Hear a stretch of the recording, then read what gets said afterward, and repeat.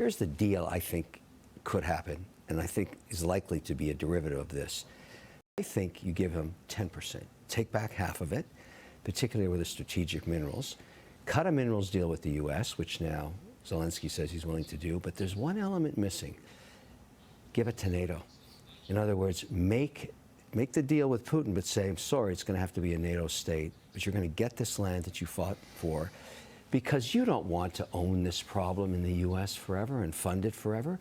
You got to make the Europeans take care of their own backyard.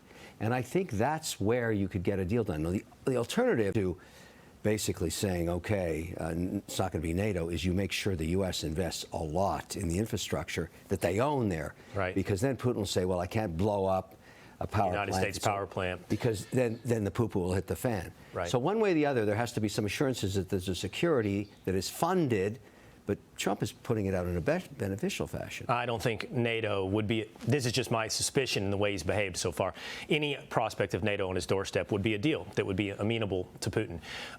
You don't think Putin would ever agree? I don't think he would ever agree. Well, if he got half the land, you never know until you're sitting down with him.